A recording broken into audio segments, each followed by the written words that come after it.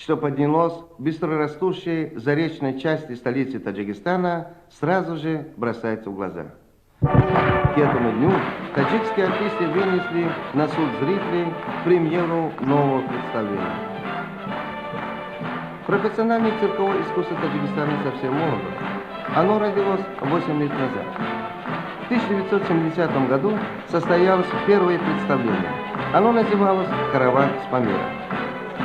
Срок кажется небольшой, но уже сегодня искусство таджикских артистов получило признание не только в нашей стране, но и за рубежом.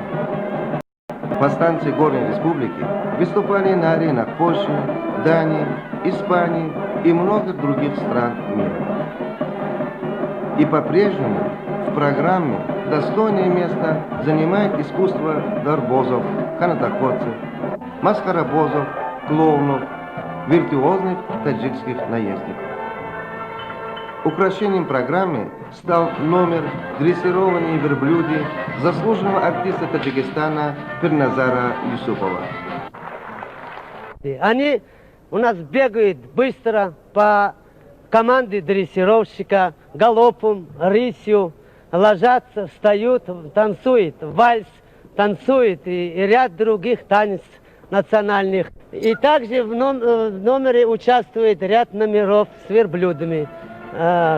Комическая сценка на верблюде, жонглер на верблюде, элементы высшей школы верховой езды с верблюдами. Все это происходит в нашем номере «Караван горного Памира» в таджикском цирковом коллективе, где называют этот номер единственный в Советском Союзе, только в таджикском цирке, чем и мы гордимся. Судя по реакции зрителей, премьера удалась. Программа получилась интересной, увлекательной. В скором будущем новую программу таджикского цирка увидят жители многих городов нашей страны.